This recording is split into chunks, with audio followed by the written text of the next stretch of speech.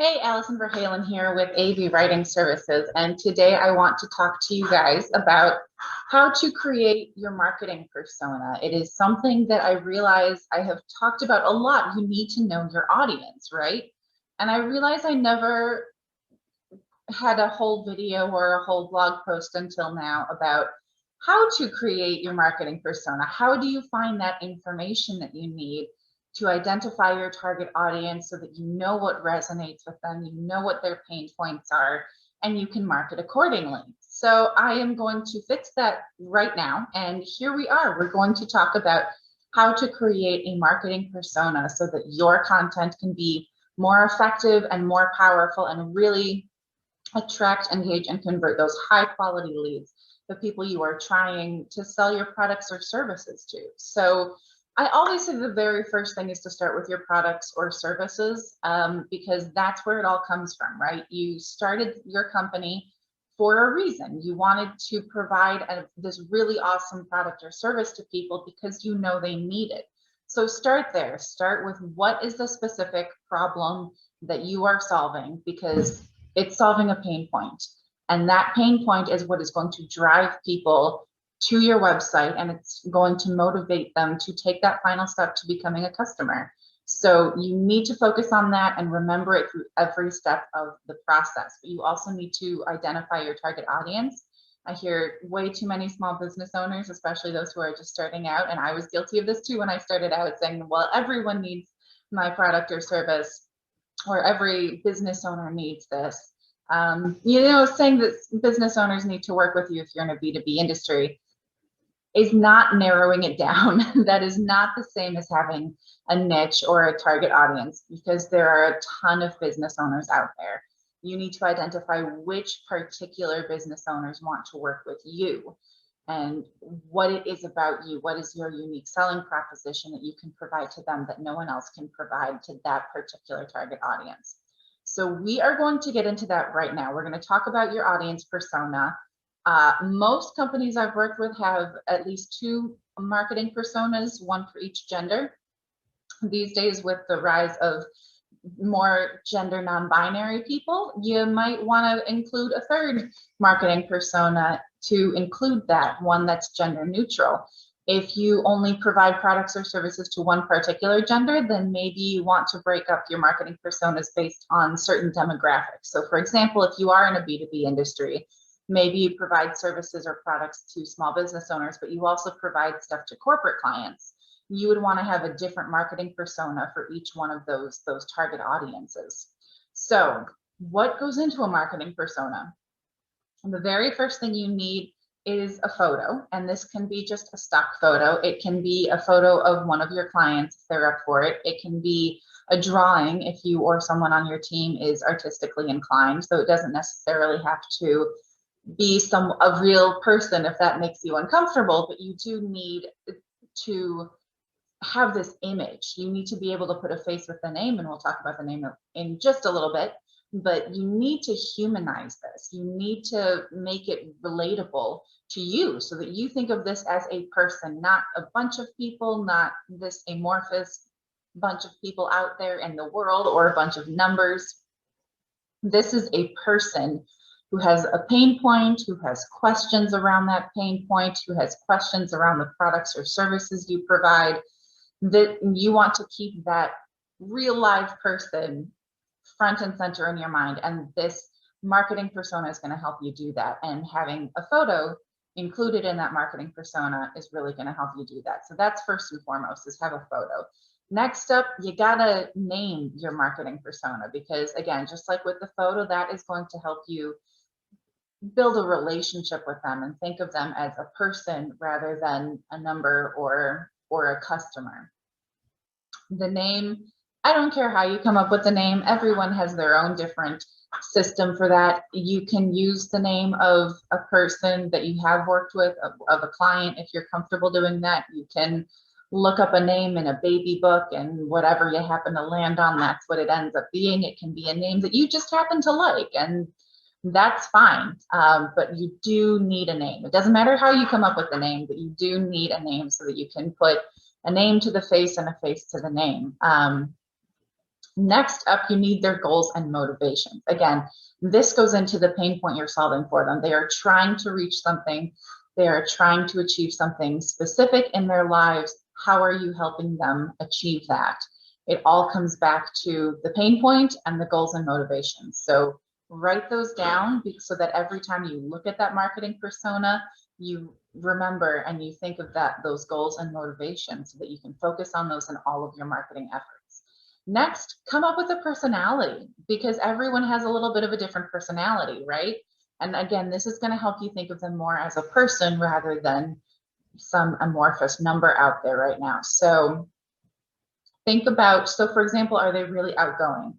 Are they tending to go out to a lot of networking events? Should you be at networking events? Are they more likely, are they introverts? Are they more likely to stay home and maybe scroll through social media? And maybe you should focus more of your efforts on social media. If they're on social media, which social media channels are they on?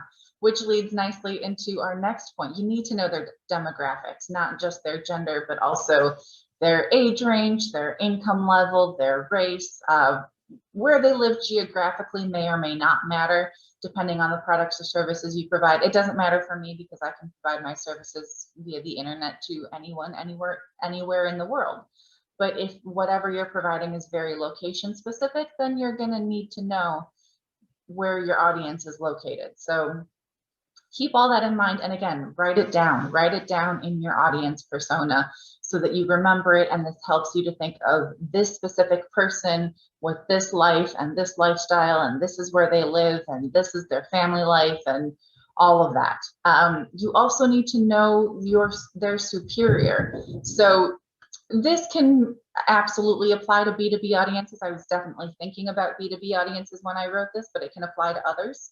So again, if you're in a B2B audience, you're serving a B2B client, they might not be the only ones making that purchasing decision.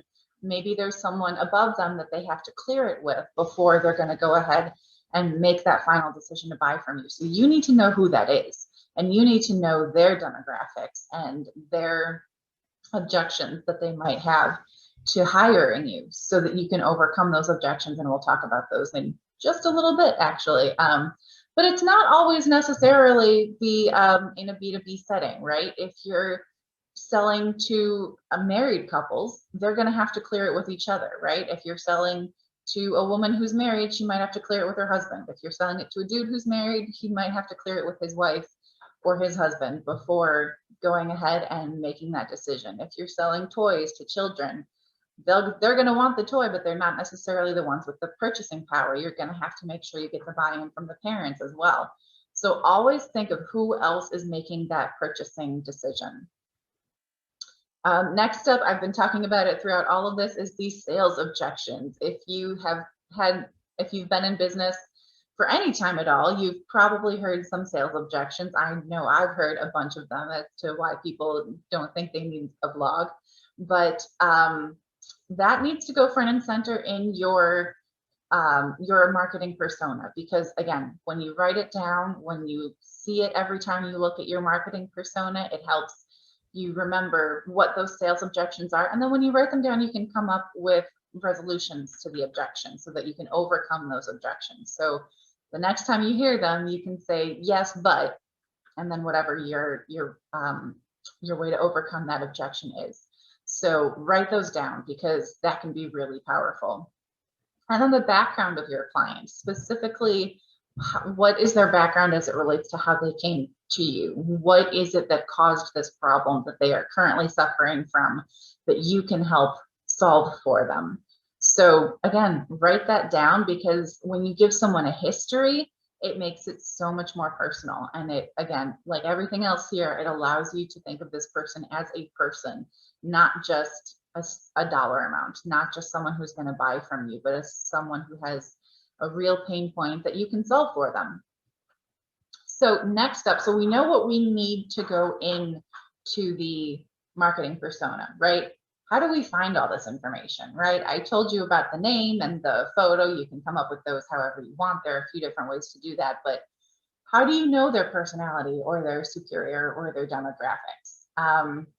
How do you find out that information, and how do you find out where they're hanging out, both online and in real life, so that you can make sure you get in front of them. So we're going to go over how to find that information. And first and foremost is, if you've been in business for any period of time, hopefully you already have a few clients. You've probably already realized that there are some you like working with better than others. It's okay. We won't tell your clients that you have favorites, but let's be honest, we all have favorites, even when it comes to our clients. So focus on those favorite clients. What is it about them that makes them your favorite client? Do they all happen to share certain demographics? Do they all happen to share a certain personality or a certain income level? What is it about them that makes them really ideal to work with you?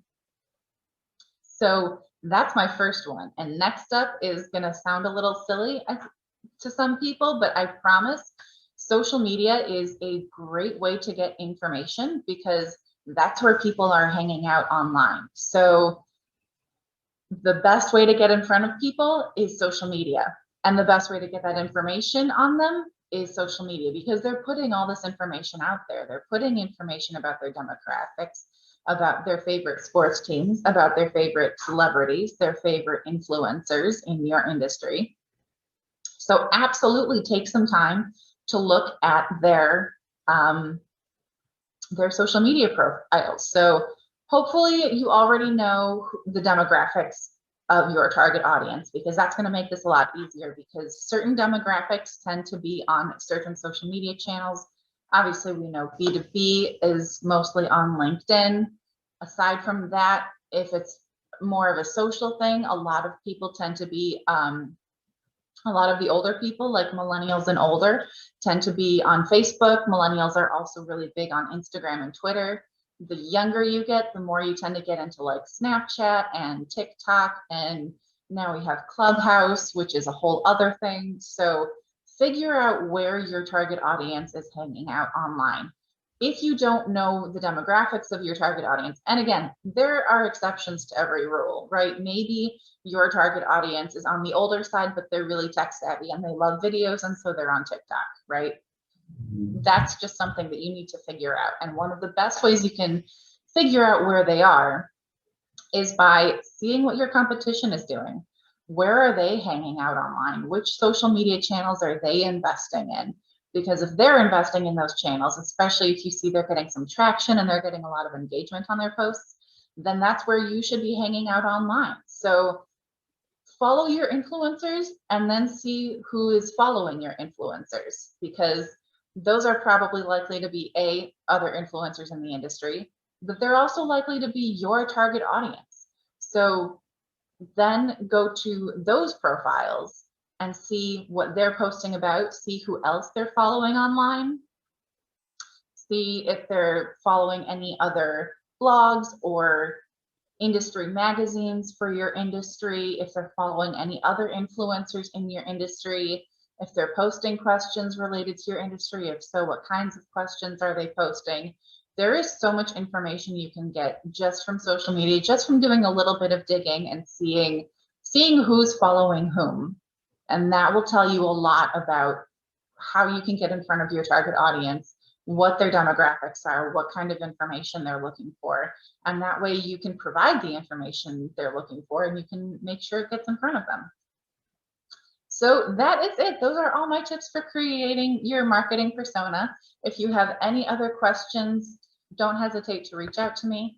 You can find me. My website is avwritingservices.com. If you want to reach me directly, I am at info@avwritingservices.com. Thanks so much. Have a great week and happy blogging.